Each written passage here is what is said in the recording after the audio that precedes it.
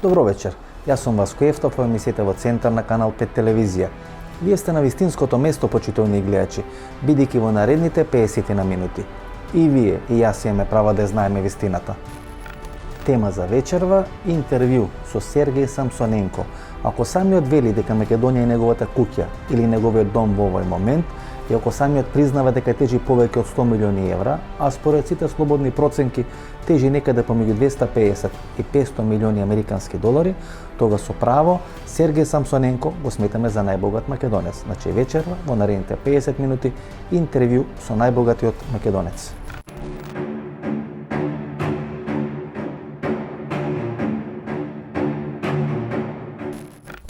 Кој е Сергеј Самсоненко? Мистерија, дојде Тивко и стана најбогат македонец. Дојдов Тивко обично. То што стал најбогат македонец, не би реков. Зашто најбогат македонец? Била дека сте најбогат македонец. И сега има две дилеми. Дали сте најбогат македонец на вистина или сте само завеса зад кое ВМРО го прави својот бизнис? ВМРО воопште тука не знам зашто. Затоа што нема никаква веза или врска со ВМРО. Затоа што на колку се проценува вашиот капитал? Тоа не можам да кажам затоа што не знам точни бројки. Повеќе од 50 милиона? Повеќе од 50 милиона. Повеќе од 100 милиона? Па негде тука, околу 100 милиона.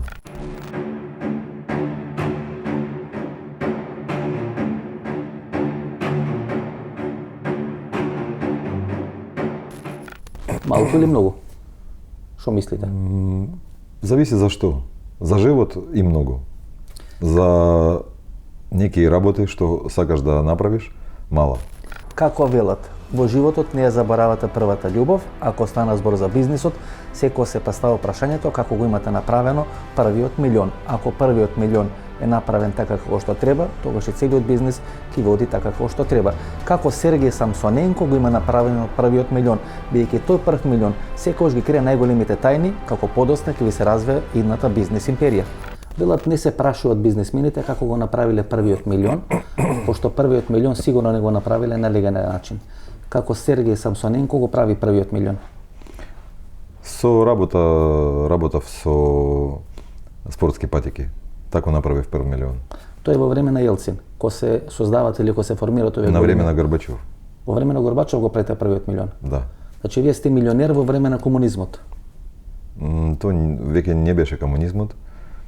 Тоа беше тука кога се менува системот, кога беше перестројка, почна дозвола да работе кооперативи, значи веќе приватни фирми, како фирми.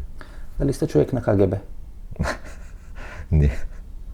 Го знаете планот Андропов, кој беше еден од големите команданти или лидери или шефови на КГБ. И неговиот план во период кога гледа дека се распадне комунизмот, вели дека треба да се изнесе капиталот надвор од Русија, да се стави на одредени сметки, млади луѓе да се појават надвор од Русија, да чекат да заврши целиот тој турбулентен процес и да се вратат со капиталот испран и во нова форма. Дали сте вие дел од проектот на Андропов? Мислам дека тоа е само приказна. Мислам дека нема ништо од тоа. Тоа моје видување. Јури Андропов беше најголемиот шеф на руската тајна служба КГБ. На таа функција од 1967 до 1982 година, значи 15 години, во периодот кога КГБ убедливо најмокната светска тајна служба, на нејзино чело Јури Андропов.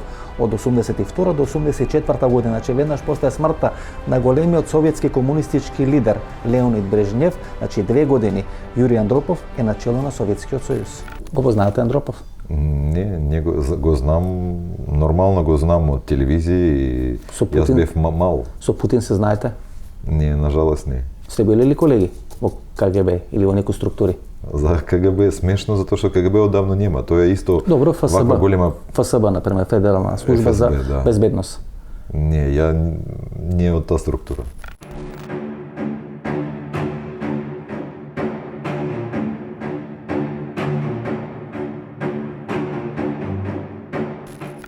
Во последните 10 до 15 години, значи не постои монденско летовалиште во светот, кај што големите руски тајкуни не ги имат најголемите и најубавите објекти.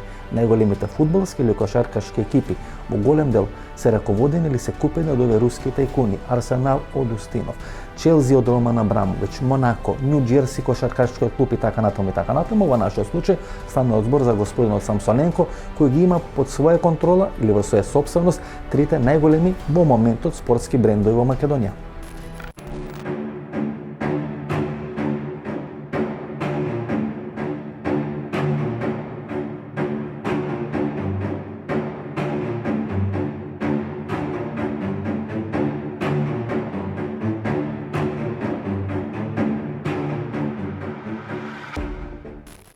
Моделот Роман Абрамович. Видите, вие многу наликувате на тој модел Роман Абрамович и тоа е на цела лепеза на млади во наводници руски бизнисмени кои се појавуваат од никаде, доаѓаат, не знам, некој во Велика Британија, некој во Франција, некој во Македонија како што дојавте вие, инвестирате во спортот, покажувате огромно количество на пари, купувате место во општественото оживење, купувате влијание во општественото оживење, јас тоа го нарекам модел на Роман Абрамович. И на тој начин тој крупен руски капитал полека, но сигурно завладува со цела Европа.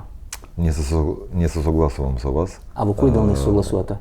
Ќе ви објаснам. Не сте богат, не инвестирате, нема Роман Абрамович, во кој дел? Прва, Роман Абрамович има други бизнеси кои поврзани со природни ресурси, тоа е нафта и све друго, и тоа е различни пари. Многу луѓе, Русија е голема, многу луѓе работат и не обовезно, пример, он може заработува толку колку ја вкупно имам пари, он може еден ден тие пари. Тој заработува милиарди, вие заработувате милиони. Тој инвестира во Челси, вие инвестирате во ФК Вардар. Тоа е разликата всушност. Да, не се согласувам со купување на, како ви рековте? Па свое место во општеството, влијание во општеството, бизниси, со конекции ова не и се така. согласувам затоа што ја некако затворен човек и не ме треба, значи ја не идам не во политика, не во друго, ја сакам мирен живот, фамилиарен живот и кога има можност и така идам негде у шума или на Тивко где на море, не сакам журки, не, значи таков тип. И за купување на зашто би ја купувал тоа, ако тоа не ме треба.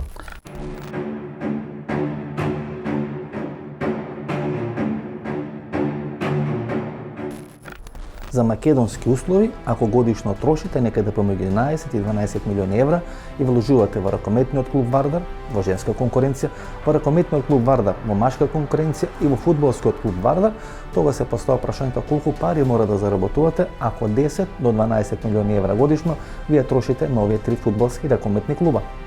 Вие имате два ракометни клуба и имате фудбалски клуб Вардар. Значи Вардар фудбалскиот клуб е, како да речеме, еден од брендовите на Република Македонија.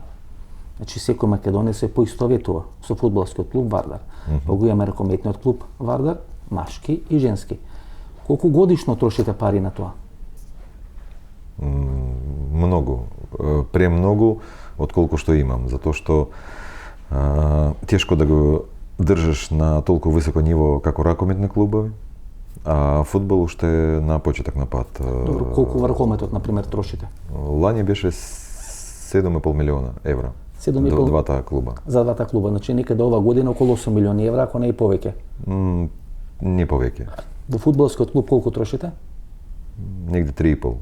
Значи вие сте некаде околу 12 милиони евра годишно да трошите во спортот. 11-12, да.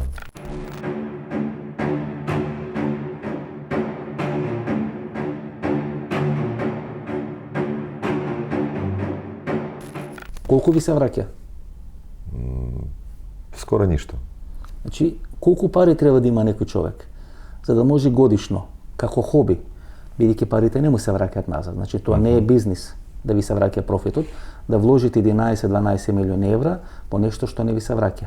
Значи ви треба да имате сигурно пола милиарда евра или 1 милиарда за да може да си дозволите да извадите од джеп и да ставите на маса 11 или 12 милиона евра. Не обовезно. Јас трошам може и повеќе од пола пари што добавам годишно, трошам на спортот во Македонија.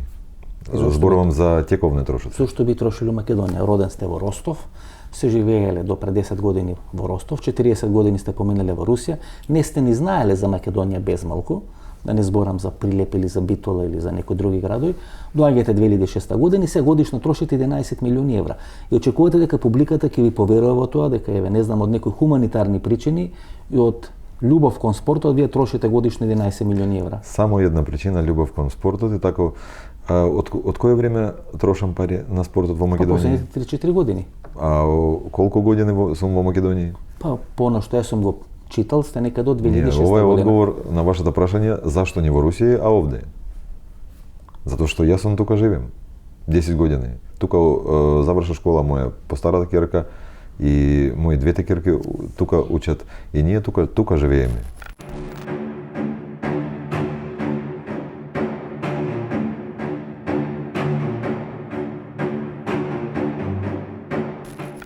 Ке македонските олигарси или ке македонските тајкуни во еден временски период беше мода да се инвестира во лозарството или да се инвестира во виното или производството на вино. Тоа го правеше Свето Јаневски и Штирио Наков и Минчо Јорданов. Подоцна стана мода да се инвестира во ракометот. Во ракометот инвестираше и Трифун Костовски и Минчо Јорданов, кои во еден временски период беа најбогатите македонци. Меѓутоа на крајот се покажа дека очигледно Сергиј Самсоненко беше финансиски помоќен и финансиски многу посилен од сите овие македонски олигарси собрани заедно. Дали во еден временски период кој сте финансиски најмоќен и најсилен, вашето лично богатство е неколку стотини милиони на долари? Да. Значи во тој период сте веројатно, значи кога правиме ред на величини, Мишковиќ тогаш тежеше некои 150-200 милиони долари, да речеме, кој сега Делта е најмоќна компанија во овој дел на Европа. Тодорич, Агрикор исто така, Филип Цептер и така натаму. Тој период вие го Штеров, значи важевте како едни од најбогатите луѓе на Балканот. Јас ретко бев во ситуација да користам кредити и кредитни линии. Немавте потреба? Што не е случајот со Мишковиќ, да. Значи имавте толку... Случајот се почива комплетно на сопствените извори. Значи имавте толку кеш пари, да, што немавте потреба од кредити? Точно така.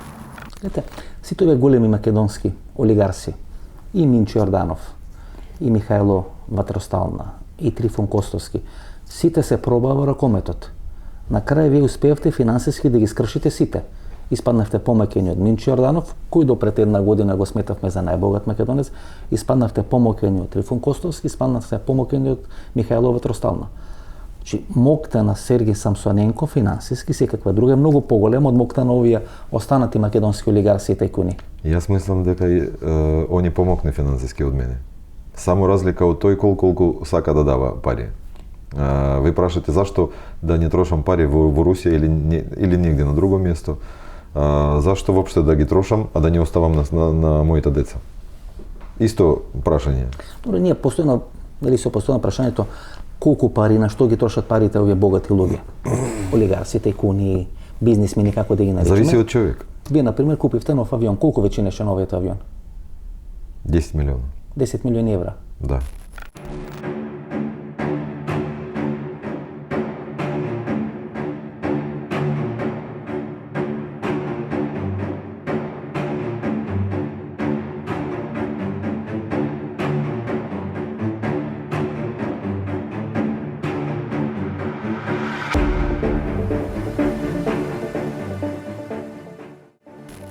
Како што самиот вели, располага со авионот типот Challenger 300. Тој некаде чини околу 10 милиони евра.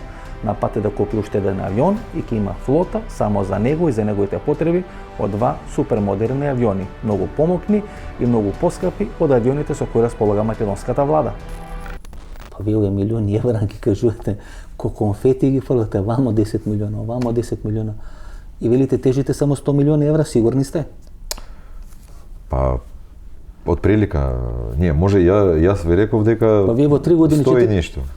Ја не знам, ако толку лесно дадете 10 милиона вамо, 10 милиона вамо, вие сигурно тежите повеќе од 100. Не сум стиснат за пари, не, значи не се работи за малце пари, се работи за многу пари. Точно, али имам право да ги трошам. Зашто да работам? Каде све имате куки? Кај све имате? Во Русија имам, во Македонија имам, во Шпанија и во Германија. На 4 места? На 4 места. Сергиј Самсоненко располага со супермодерни куќи на 4 дестинации. 2 супермодерни или суперлуксузни куќи во Скопје, една во Ростов на Дон, една во Германија и една во Шпанија. Погледнете само мал дел од инсертите кои може да ви објаснат за какви раскошни куќи станува збор.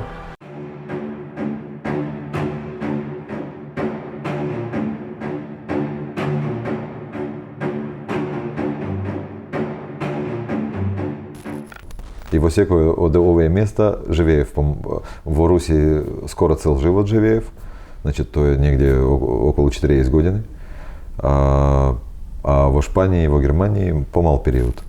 Во 2014 година Сергеј Самсоненко се појави на тогашните парламентарни избори, агитирајќи за ВМРО-ДПМН.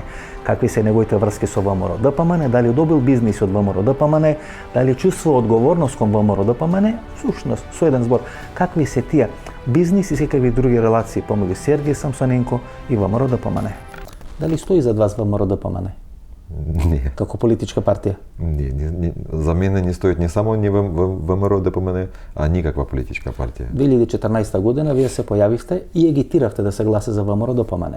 Да. Дали тоа всушност значеше враќање на долгот кој го имате кон ВМРО-ДПМН, што ви овозможи да влезете на македонскиот пазар и да ги направите овие бизниси кои ви носат многу пари? Прво, немаме никакви долгови. Ние партија оваа, не јас пред незе. Значи, то прво, што немаме меѓу себе никакви долгови.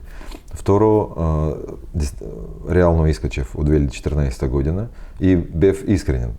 Затоа што бев во една општина, во друга општина, во трета општина и сегде неки градоначалник не сакаше и да зборува со мене. А јас сакав само едно, сакав да изградам нормална сала за река Вардар.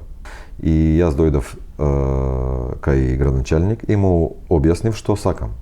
И тој ми рекол: Сергеј, нема проблем, сакаш, еве те земја и ќе правиш приватна сала, а јас имам за тебе друг предлог, затоа што ние имаме МЗТ сала, која многу стара, не е добра. Подобро да изградиш, ќе биде добро и за општина, и за луѓе во општина, и за вас исто, затоа што ќе биде мултифункционална салата, ќе живе по друго. И супер разговор. Ствари, он не веруваше, после ми рекол дека не верувал дека ја ќе направам се што направив. А јас направив повеќе од тоа што договаравме на почеток. Какви ви се сега односите со ВМРО-ДПМН? Само да завршам. Да. Кога почнав да беше избори и ми прашал градоначалник дали сакам да искажам поддршка за нивната партија. Ја искажав. Ама тој искрени од моја страна, што тока лошо. Ако би бил овој градоначалник од другата партија, ја и на друга би искажал во оваква ситуација. 3 пати ви доаѓаше на отварање Никола Груевски, ви доаѓаше Коце Трајановски, ви доаѓаше Ивица Коневски. Бевте, значи, еден од луѓето со кои ВМРО-вската елита многу сакаше да се слика. Значи, застанавте напред пред нивната кампања и веројатно очекувавте нешто да ви дадат. Ви даде ли, ви се реваншира ли ВМРО-ДПМН? Затоа што ги фалевте 2014 година? Прва, никогаш ништо не ми давала ВМРО-ДПМН. Сега го градите офицерски. Никогаш, секунда, никогаш не барав ништо. Добро, не мора да барате, тие може да ви дадат. Да, мислам дека јас дадов на држава, не на партија, а на државата на Македонија, многу повеќе од тоа што офицерски градам, тоа е комерцијален проект. Сега го проект. офицерски Ја дом. го спасив Да. по моја размислување. Колку е инвестицијата офицерски дом? Тој е во строгиот центар на Скопје. Уште не можам да ви кажам точно, тоа е 20 и нешто милиона. Прва пауза за реклами, останете со нас, погледнете ги рекламите и подоцна се враќаме со вториот дел на интервјуто со господинот Сергеј Самсоненко. Колку е потребно за среќа, колку треба за да ти игра срцето. И очите со смеа да ти се наполнат. Колку треба за среќа и мудрост, за од малку многу да сториш. Еве ме, уште учам и барам внатре во себе. И ќе ти кажам што научив. Здравието е среќа. И среќата е здравје. 80 години, Алкалоид, Скопје. Здравието пред се. Врвот на светската медицина и во Македонија, патентиран во САД, студиски потврден на Penn State Универзитетот во Харвард, произведен во Германија. ЦХ од Гелита, Германија, за здрави коски, тетиви, лигаменти и менискус. Не секој алфа е и ЦХ. Барајте го оригиналот ЦХ, Барајте стриктно од Гелита. Не секоја алфа е и цеха. Избегнувајте фалсификати. Барајте оригиналната цеха.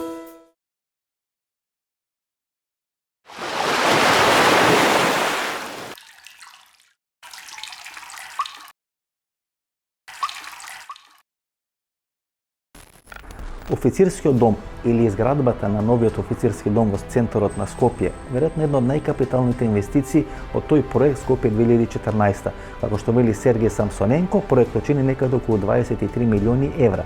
Меѓутоа во рамки на тој проект, освен официрскиот дом, спаѓат и хотелот Мериот и друг бизнес и деловен центар.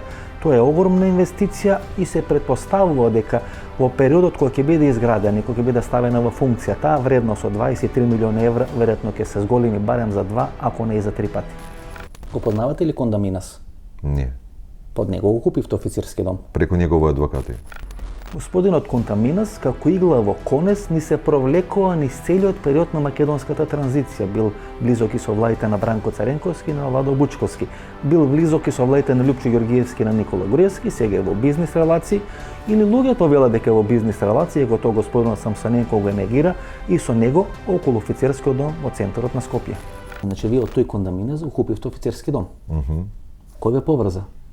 Никој не ме поврзува. Ова е за офицерски дом иде може и 2 години слушнав неколку пати нешто се појава на луѓе кои работат вработувани кај мене со понуди дека има ваква понуда, ама ништо сериозна. И после ние добивме понуда затоа што ситуација беше таму критична. Не знам доколку сте знаете каква ситуација. Прва почне камати, имавме 2 милиона долгови, купивме фирма со овој проект. И без разлика на инвестиција и на друга, имаше обврска према држава, еден спрат да ја дадеме од офицерски и еден кат. И втора работа што имаше 2 милиона долгови, од кои 2 милиона евра. 2 милиона евра, од кои 700.000 мислам дека само кредит. Со големи камати. Сега да кажете дека вие со Кондаминас не сте се сретнале? Не, ја немам појма искрени. Кондаминас и Емануел Малелис се блиски со делот ова владина гарнитура. Биле блиски и со СДСМ, но се блиски со ова владина гарнитура. Никој од власта, сигурен сте, не ви има поврзано да го спасите? Сигурен сум многу што немам никаква врски ни со Кондаминас, ни со некоја гарнитура. Ја независен човек, сам по себе. Вие ги знаете сите тие шпекулации околу Кондаминас? Не.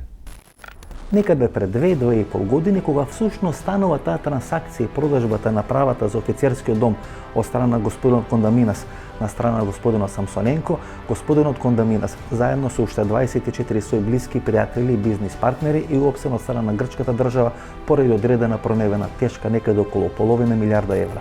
Дали вие ги проверувате овие луѓе со кои правите бизнис и велите не сте се сретнале со Кондаминас, не знаете кој е Кондаминас? Вите давате многу пари, велите само 2 милиони евра биле долговите на таа фирма и плюс тоа треба да биде инвестиција од некои 20 кусур милиони евра, што не се мали пари. 20 кусур, да. Значи човек кој вложил толку многу пари, најмалку што може да се очекува е да провери кој е Кондаминас, кој е портфолиото на Кондаминас. Со која цел? Па да видите со кого се работувате. Не сум соработувам со него. Добро, вие сте купиле тој? Добро. Проект од него. Ќе купам, значи прва тој човек во Грција.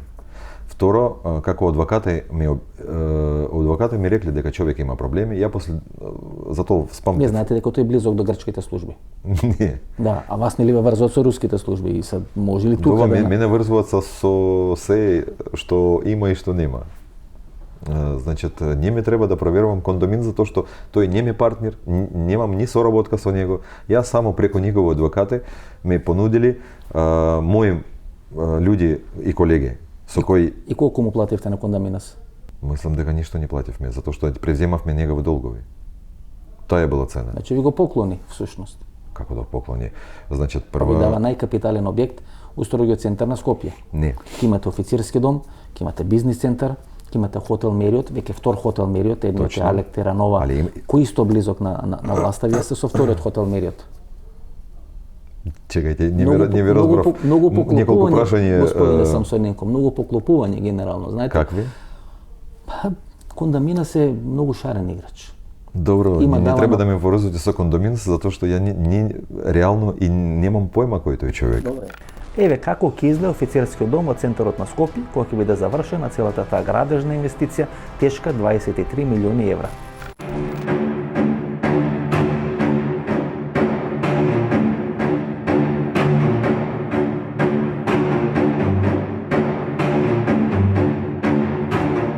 Какви се релациите помеѓу господинот Самсоненко и поранешниот шеф на македонската ДБК, господинот Сашо Мјалков? Еден ден пред изборите во неделата, по одредени опозицијски портали беше пуштена одредена шпекулација дека Сашо Мјалков со авиончето на Самсоненко има избегано надвор од територијата на Република Македонија. И така се прават спинови, почитувани гледачи, бидејќи тој ден во саботата сушност господинот Самсоненко одлета од Скопскиот аеродром, отиде во Русија кај што разговараше или требаше да разговара со заменик министерот за здравство на Република Русија, бидејќи сака да инвестира во болница во неговиот роден град, тој е Ростов на Дон, тешка некаде околу 100 милиони евра. Сашо Мјалков го познавате ли? Па сите го познават и преку телевизија, мислам дека цела Македонија го познава. Вие лично го познавате? Па се поздравуваме тако. Имате бизнис соработка? Не.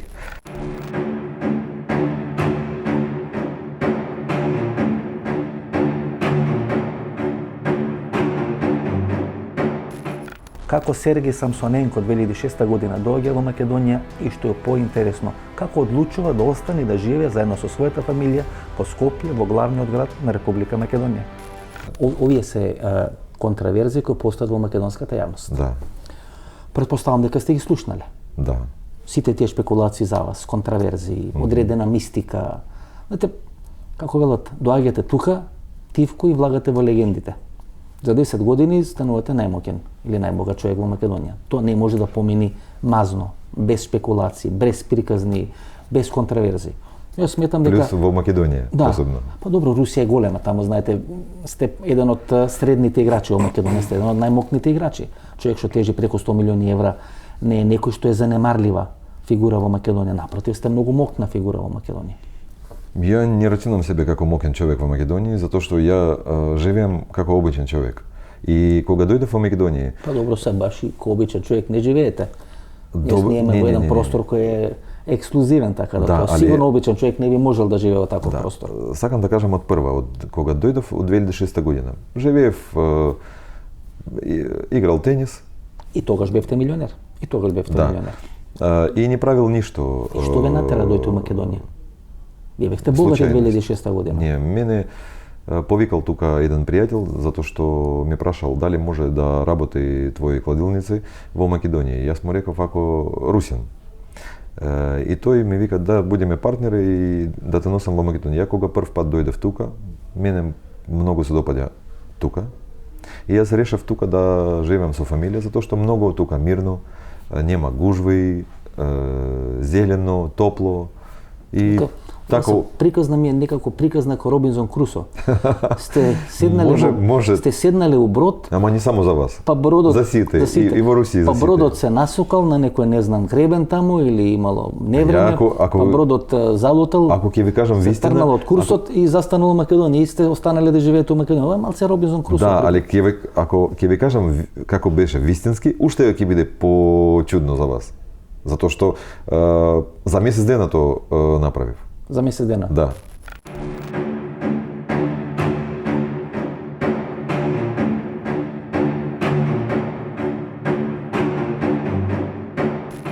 Добро, јас. Не само за вас, и за моја жена беше чудно. Господи Самсоненко, ја му убаво мислење за мојата држава.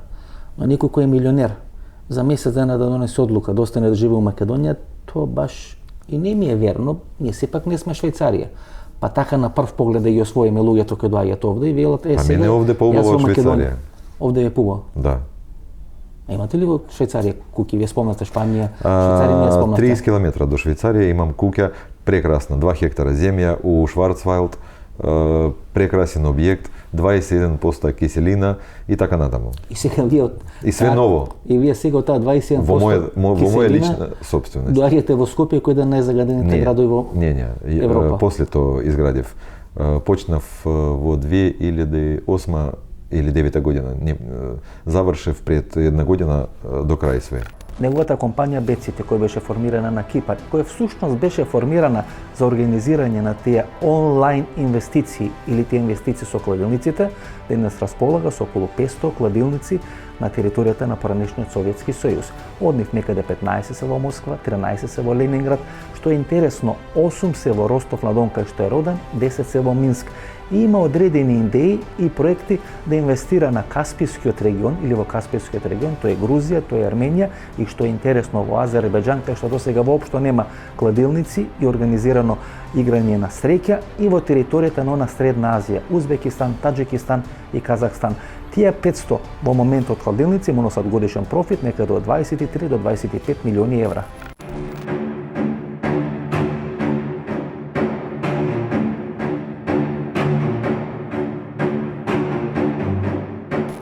Значи, вашиот прв бизнис во Македонија се игрите на среќа. Да. Или така наречени кладилници. Да. Тој бизнис сега не ви функционира. Го затворивте. Да. Зошто го затворивте? Имавте некој Бизнес.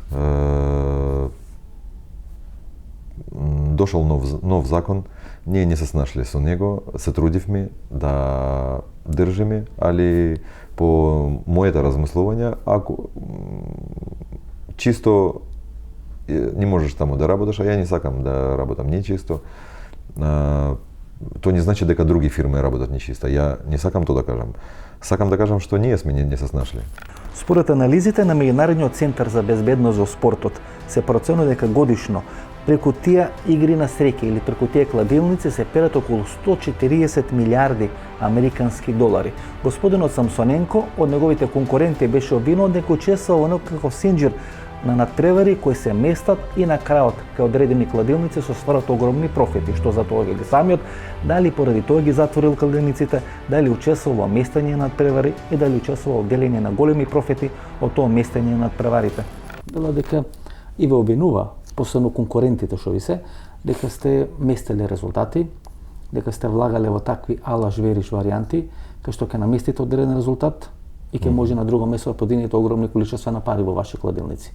Јас прв не заинтересиран во наместувајќи.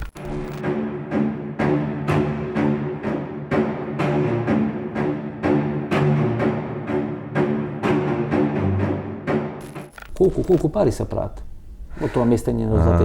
Јас читав различни некои од версии. овие италијански експерти, они спомнат некои милиарди и милиарди евра дека годишно се перат пари преку тие местење на резултати. Може да ви прашам едно, кој заработува од местење на пари? Па што јас би требало да Од кого сакат да заработат? Од кладилници. Би требало Значи, да ја јас прашам вас. прв, ние соработуваме и со FIFA, и со UEFA, и со ATP, и со WTA. Зашто со оваа организација? Затоа што тука најголемо, значи, може пробат нешто, скачат коефициенти и кога имаме нешто сумнива, ние одма пратиме писмо во таква организација. Првиот бизнис на господинот Самсоненко во Македонија е инвестирање во игри на среќа, односно инвестирање во кладилници. Прв директор на неговата компанија во Скопје е господинот Александар Пандов, еден од видните членови на ова движење ГДОМ, односно Граѓани за демократска одбрана на Република Македонија. Како се прекина соработката со господинот Пандов и зашто ги укинува или ги затвора кладилниците во Скопје?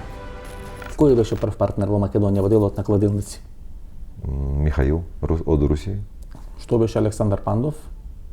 Пандов работел кај нас директор. Тој беше порано пратен, него треба да дојдете на ВМРО да помане. Добро, ама што да правам? Сега еден од главните од ова движење Граѓани за демократска обнова на Македонија или ГДОМ.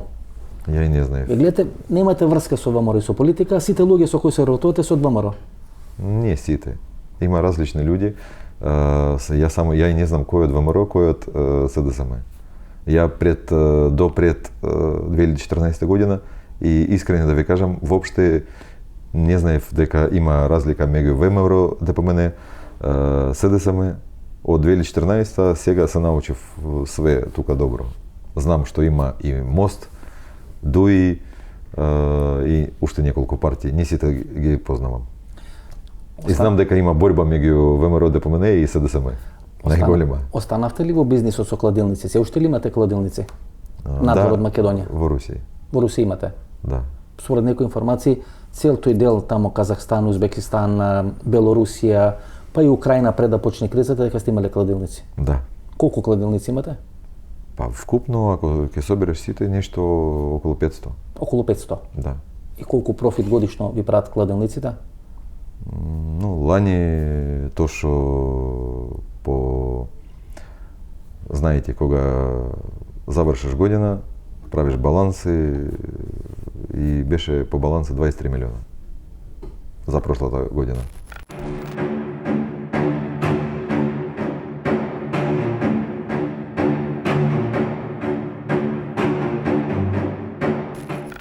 Бидејќи гледам дека денес сите нешто се разбират, анализират и знаат за тоа кипарско банкарско офшор чудо и нели зошто македонските големи тајкуни и олигарси имаат сметки на Кипар, јас некаде пред 15 години имав интервју со човекот или со жената која всушност го формираше тоа кипарско банкарско офшор чудо.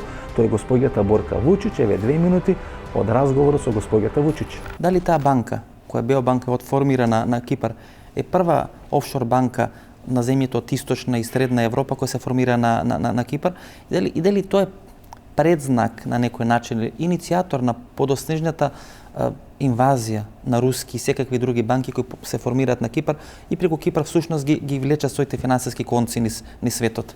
Mi smo bili prva sa Istočne i Centralne Evrope. Prva smo banka bili, ali bila je Slovenija, ali nije dobila licencu. Slovenija je došla, razgovarala, vodila razgovore, ali nije dobila licencu. Mi smo dobili licencu za 7 dana. Zato što smo bili jaki. Знаете што е интересно, почитани гледачи? Главниот адвокат кој во најголем дел учествуваше во формирањето или во креирањето на сите тие компании кој беа составен дел на тоа кипарско офшор банкарско чудо е господинот Тасос Пападополус. Подоцна господинот Пападополус станал председател на Република Кипар. Значи човекот кој беше адвокат и кој ги формираше сите тие кипарски офшор банки и компании, на крајот стана председател на Република Кипар. Mi smo jako se razvijali veoma brzo tamo, imali smo dobre komitente, naši komiteti bili odlični, mi smo vrlo mnogo radili sa Evropskom bankom, Evropska banka, Evropska investiciona banka kod nas imala 80 miliona, Barclays imao 50. Внимавајте на овој факт. Значи, тоа кипарско банкарско офшор чудо е првично направено од српската банкарка господјата Борка Вучич. Подоцна руските тајкуни или руските олигарси го стационират или го инвестират својот капитал во тие кипарски банки. Меѓутоа, видите што на прашањето со чија помош и дали со помош на американците ги кршала санкциите и каква била незината соработка со американските банки, одговара господјата Борка Вучич. Ako smo kršili sankcije, onda smo kršili sa tim američkim bankama. Jer da vam kažem, mi nismo mogli da radimo platni promet, recimo prekršila Borka Vujčić, koje nikad mi nije niko rekao da sam prekršila sankcije. A dobro, preko Amerikancите krševte? Ako je Amerikanac mene naučio neki model pa rekao, slušaj, evo ti plati to ovako, onda i on... Успеавте ли за време на санкциите со американците? Есте успевали за време санкција да радите с американцима? Kako da nismo, bre? Oni su nas učili sve. И у време санкције? Pa nego šta? I sve nas, i mi smo, ali to je bilo legalno, to se on ti napravi model, kako ćeš da napraviš? Sigurno da jeste.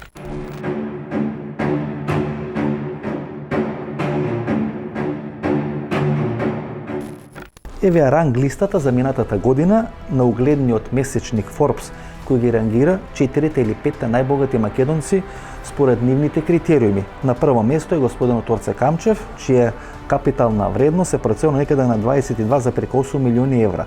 На второ место со некаде 22,5 милиони евра е господинот Минчо Јорданов.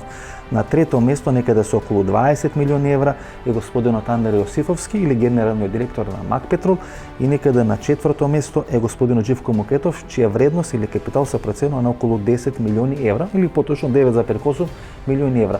Ако самиот вели дека тежи некаде околу 100 милиони евра, а според слободна проценка тежи помеѓу 250 и 500 милиони евра, тогаш се постава прашањето дали е ова вистинската листа на најбогати македонци и дали на таа листа дефинитивно убедливо на прво место не треба да биде ставен господинот Самсоненко. Со Орце Камчев и со Дејан Панделевски, кој е кум на Милена Киевски, влегувате во Здравје Радово. Не. Ја направите... Со Дејан Панделевски не влегуваме. Јас влегувал со Орце, а тамо беше партнер само не Дејан Панделевски, а Цветан Панделевски. Татко му, значи? Добро. Преку Пелистерка, преку Зик Пелагонија.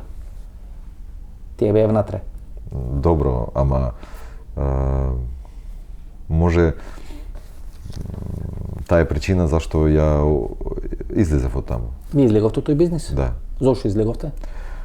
Па Затоа што ова е бизнес прашање. Нешто имавме различни видувања. Таму има фарма која не во нашата структура на здравје и тоа е бизнес. Значи, економски за мене не гледав перспектива и сега градам во Русија млекара.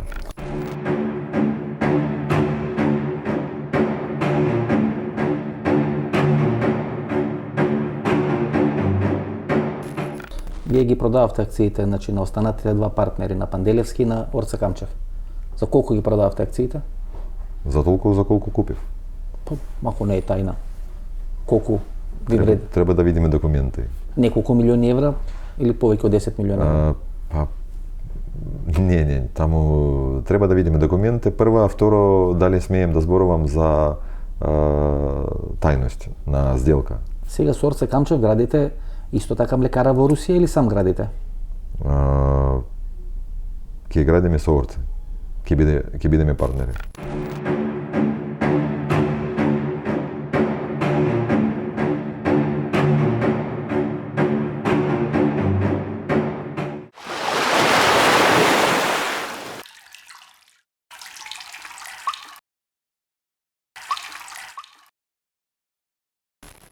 Заедно со Орце Камчев ќе градат нова болница од типот на Систина во Ростов на Дон. Инвестицијата ќе тежи некаде околу 100 милиони евра.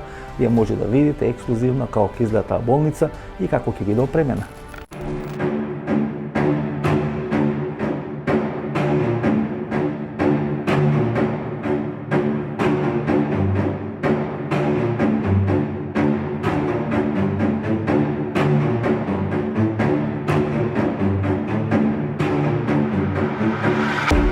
Значи, вие со Орце продолжувате да бидете партнери? Да.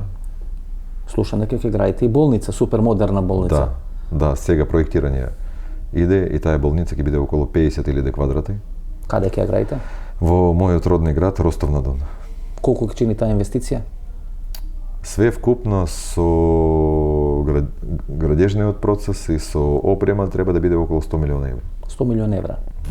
Каде се има офшор компанија, господина Самсоненко, за фирмите формирани на Белизе, за фирмите формирани на Кипар, зошто тоа го направил, зошто ги затворил и кои се контраверзите и зашто тие контраверзи се врзо за тие фирми. Значи, односите со Орце Камчев во понатаму ви се одлични. Да. На бизнис или на пријателски план? Се надевам дека ќе биде и во бизнес, затоа што многу лесно се разбирам со Орце Камчев, а почне на пријателски. Тој ми е најблиски пријател во Македонија. Имате ли заедничка фирма на Белизе? Не.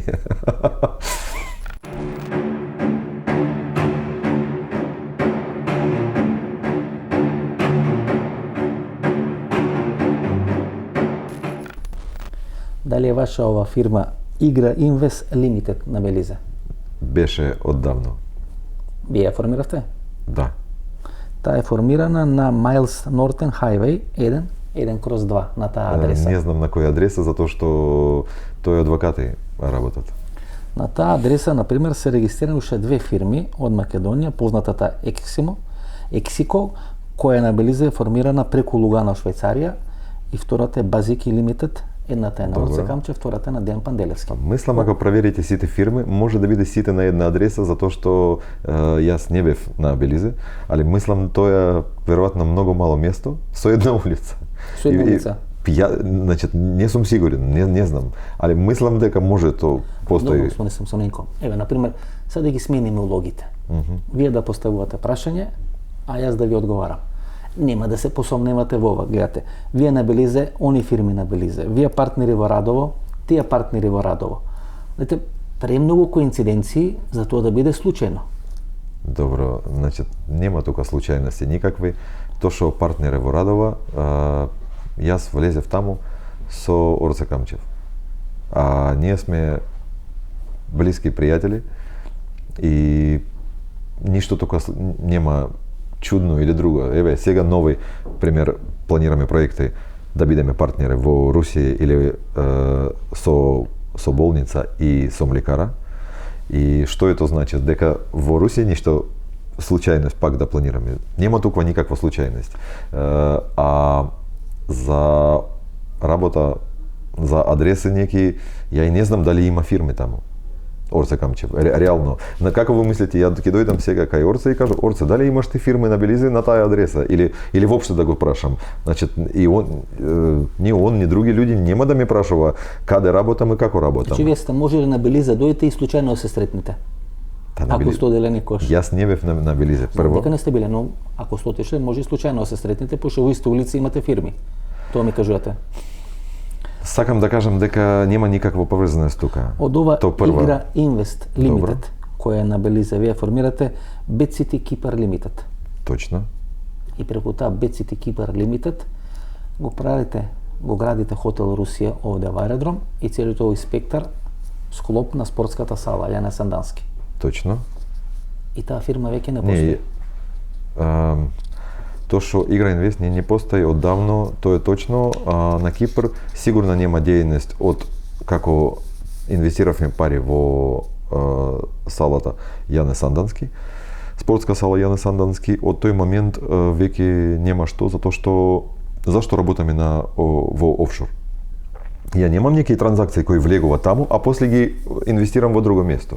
Сите мои фирми, значи и на Малта или Лихтенштейн или Каде се имате фирми во овие офшор зони? Имате Малта, Лихтенштейн? Па скоро Панама, имате Панама? Не, у Панама далеко многу. Лугано? Не, Лугано не. Значи Кипар, видите, случајности. Малта, Белизе и Лихтенштейн. Так да ви објаснам ситуација. Значи зашто прва што немав ја, тоа е сите фирми кои работат. Значи има економска Зашто формирате например на Белизе фирма или зашто формирате на Кипар фирма? Која е логиката? Логиката што прва Кипар член на Европска унија. И денес сите зборат и се експерти за Белизе, за Кипар, за Лихтенштейн, за Лугано. За разлика од нив, кои се го одат во Лугано и шетат по оние улици и снимат со по некој новинар истражувач, јас таму бев некаде пред 10 години и разговарав не по улиците на Лугано, туку разговарав со луѓето во Лихтенштейн и во Лугано, кои всушност биле автори на тие офшор зони, офшор банки, офшор дестинации во Лугано и во Лихтенштейн.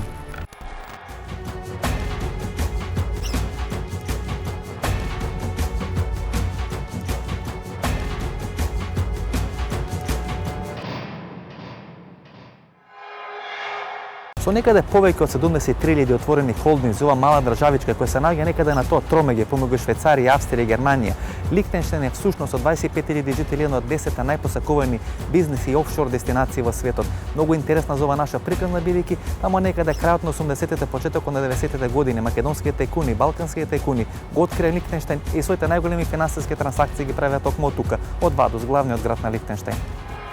Господине Макс, колку банки има во Лихтенштейн? Гледам дека има многу банки, многу странски банки доаѓаат овде. Дали лесно можат банките да се отвараат овде во Лихтенштейн и дали тие банки всушност го користат Лихтенштейн бидејќи им дава големи погодности во делот на таксите и во делот на тоа банкарско офшор работење? There are about 15 banks operating in Liechtenstein today.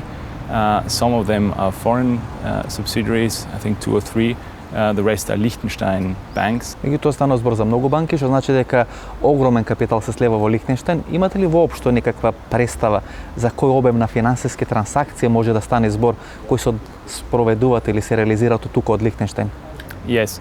These 15 banks have as assets under management an amount of around 120 billion Swiss francs. Зошто отварате во Лугано? Што е предноста? Значи ние бевме, снимавме во Лугано, видовме дека тој центар е трет по сила во Швајцарија и помеѓу 10 во Европа, едно интересно, апсолутно питоресно место, многу убаво за живење, многу скапо место, меѓутоа со огромна концентрација на банки и на фирми. Банкарската инфраструктура е на највисоко можно ниво, а нормално и онаа што го викаме тајноста во трансакциите, односно во отварањето на банкарски сметки. Società Anima, како се вика на Societe Anime. На италијански. Да.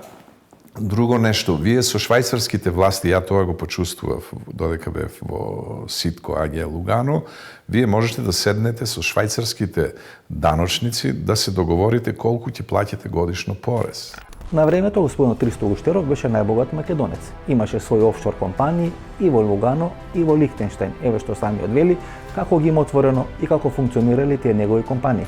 Преку 73.000 холдинзи отворени. Тоа се Да ви нешто кажам, бројки. јас на времето имав холдинг компанија исто во Лихтенштајн на времето. Ја никогаш не отидов во Лихтенштајн. Како комунициравте? Адвокатот кој што ја води фирмата, комуницираш со него.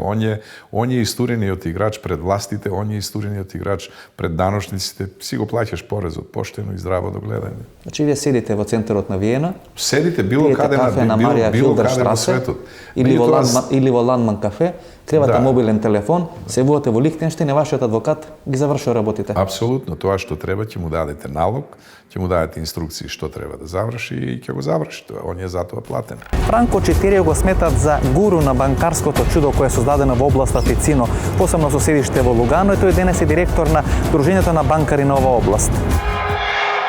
Тој обем на тие финансиски трансакции што се прават преку овие 75 банки во областа Тицино, претпоставам дека таа бројка надминува некаде неколку стотини милиарди на евра или на швајцарски франци. Of course, in this activity, we are involving with, I would say, hundreds of billions of Swiss francs.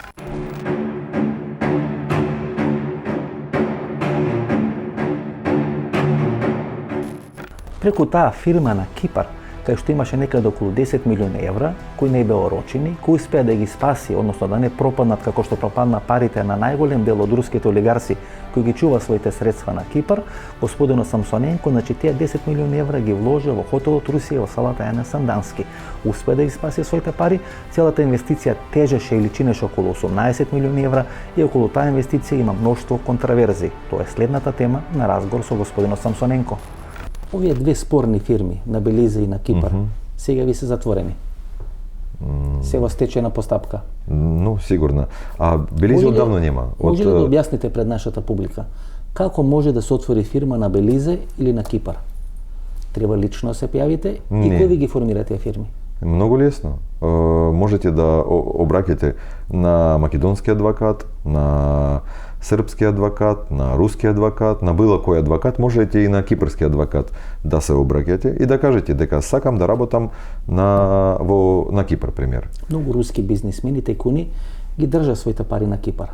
Еден од најпознатите адвокати на Кипар, Пападополус, подоцна стана и председател на Република Кипар. Кипар пред 2,5 години го потресе сериозна, драматична финансиска криза. Затоа и ние прекинавме таму да работиме. Кај што голем дел од руските олигарси ги изгубија своите пари. Изгубивте ли пари на Кипар? Не, ништо. Сите пари отиде во спортска сала Јане Сандански. Значи сите пари од Кипар ги префрливте овде? Да. Колку пари префрливте? 10 милиона, плюс минус. 10 милиони евра? Да. Значи тие две фирми сега се затворени? Оние од како се случила, значи ние причина беше зашто не работиме на Кипар. На Кипар исто и може и сега останува исто добро услови. Ние не работиме поради таа криза што се случила. Значи беше загриженост некоја што ќе биде со пари. Фала Богу што мои пари не беше орочени, затоа ја можев да ги извадам. А тие што ви кажувате што изгубиле пари или не знам, што имале проблеми во секој случај. Тие пари само тие пари што беа орочени таму. Дали има одредени незаконски работи, дали има криминал во целата таа инвестиција околу изградбата на спортската сала Јане Сандански, хотелот Русија, и дали постојат одредени тајни договори помеѓу градоначалникот Ивица Коневски и господинот Самсоненко.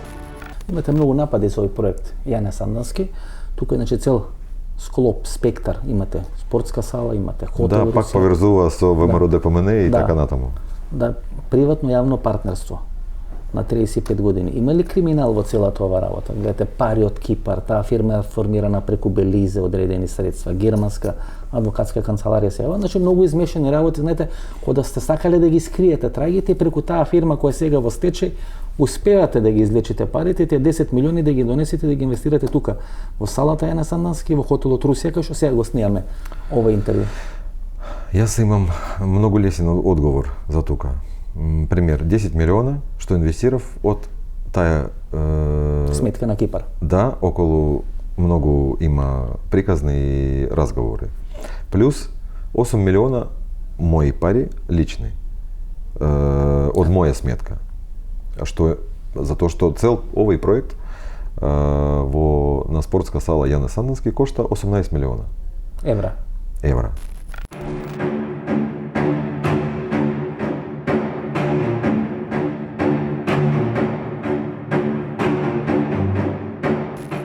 Од таа фирма во Кипар, вие вложувате 10 милиони тука во салата Јане Сандански во хотелот Русија. Да. Значи 10 милиони од таа фирма, Да. од каде се овие други 8 милиона? Од мои пари, од сметка. Од ваши пари. Да. Во обвинува дека имате криминал направено со градоначалникот. Дека тоа е сомнителна сделка, бидејќи на 35 години ви го дават како јавно приватно партнерство користењето на целата оваа конструкција и на салата. Има ли криминал направено Сергеј Самсоненко при целиот овој проект? Ќе ви кажам многу лесен одговор. Некај ќе дојде некој инвестор од била која партија, не ме интересира. Ќе му отстапам јавно-приватна партнерство и тој ќе профитира тука и не треба да ми врати целата инвестиција во 18 милиона. Ќе му поклонам. А ќе превземе обврска што јас имам и поради што изградена овај спортски центар Јане Сандански, финансирање на река Вардар во рамки на тие бюџети што и ја има. Значи вие би им го поклониле овој цел комплекс во вредност од 18 милиони евра на било кој, може би некој од овие што не гледат вечерва, ако го обезбедат буџетот за женскиот и машкиот ракометен клуб Вардар. Да. Добро, тој е фер предлог.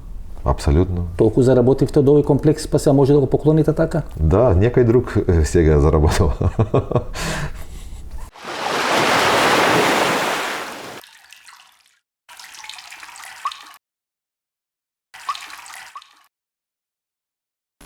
Веројатно се опоставувате прашањето, почитувани гледачи, зошто во овој момент се всушност активирани сите тие напади кои се на адреса на господинот Самсоненко. Сите овие бизниси се стари некаде 4, 5 па и повеќе години, меѓутоа нападите последните неколку месеци се интензивираат и зачестуваат. И нели тука се поставува прашањето на што се должи тоа? Дали тоа станува збор за чисто лични односи или станува збор за одредени геополитички разместување на фигурите на Балканскиот полуостров? Имате ли логика зошто последните месеци наместо некои други бизнисмени во Македонија е Сергеј Самсоненко на тапет на македонската јавност?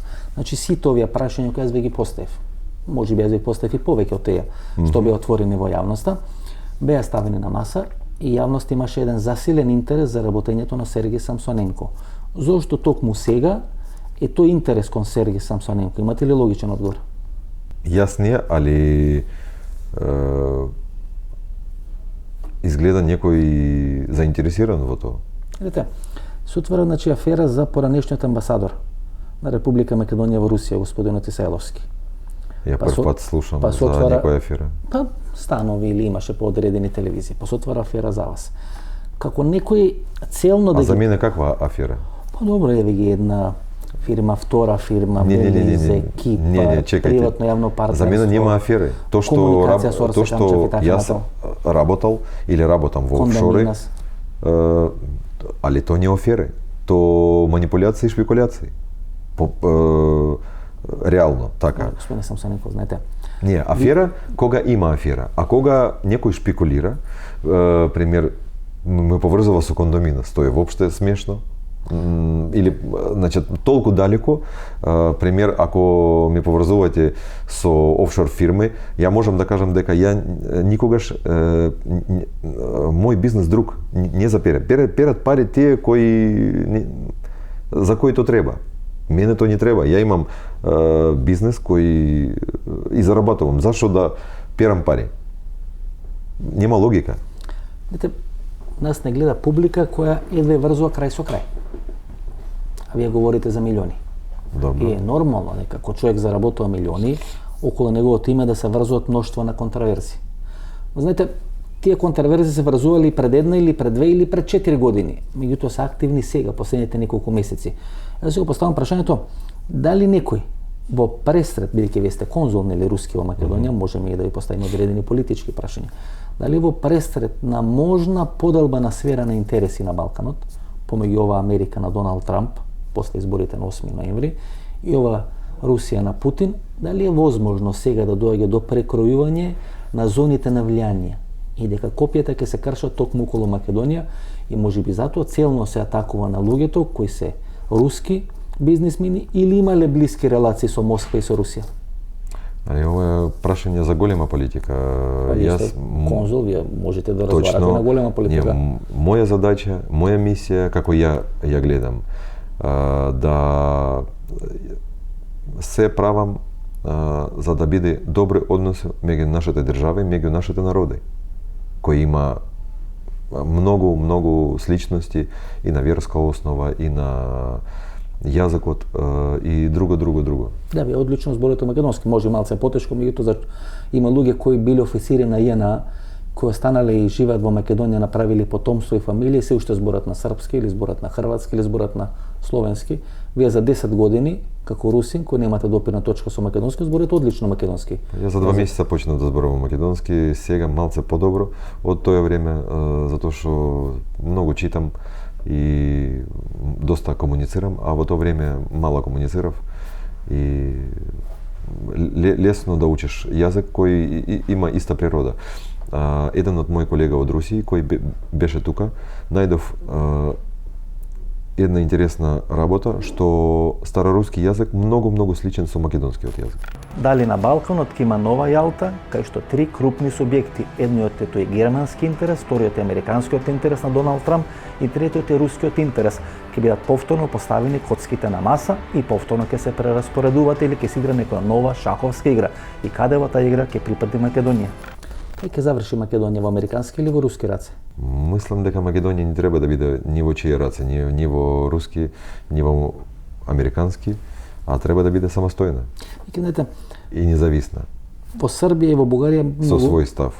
Многу поедноставна ситуацијата. Тamo е мнозинското расположение на населението проруско и во Бугарија и во Србија. Тоа се види на последните избори во Бугарија, кај што победи господинот Раде. Во Македонија е малку покомплицирана ситуацијата. Значи, ние имаме еден албански дел кој по дефиниција е проамерикански расположен. Па имаме еден македонски дел кој беше про-Трамп расположен, бидејќи беше незадоволен од американската политика кон Македонија последните 20 години. И имаме еден муслимански дел кој е про-Ердоган расположен. Македонија е во една многу тешка ситуација и во една таква кревка ситуација ги дочекува можеби преговорите Трамп-Путин кои ќе се случат околу еднината на Балканот. Ја уште еднаш сакам да ви кажам, Македонија треба да биде самостојна и независна. И ја не можам да разберам едно, зашто се тепат меѓу себе македонци во различни партии и така натаму. Треба да биде сите македонци.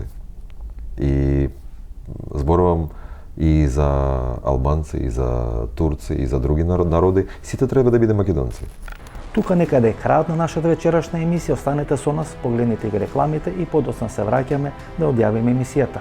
Врвот на светската медицина и во Македонија, патентиран во САД, студиски потврден на Penn State Универзитетот во Харвард, произведен во Германија. ЦХ од Гелита, Германија, за здрави коски, тетиви, лигаменти и менискус. Не секој алфа е и ЦХ. Барајте го оригиналот ЦХ, барајте стриктно од Гелита. Не секој алфа е и ЦХ. Избегнувајте фалсификати, барајте оригиналната ЦХ. Колку е потребно за среќа, колку треба за да ти игра срцето. И очите со смеа да ти се наполнат.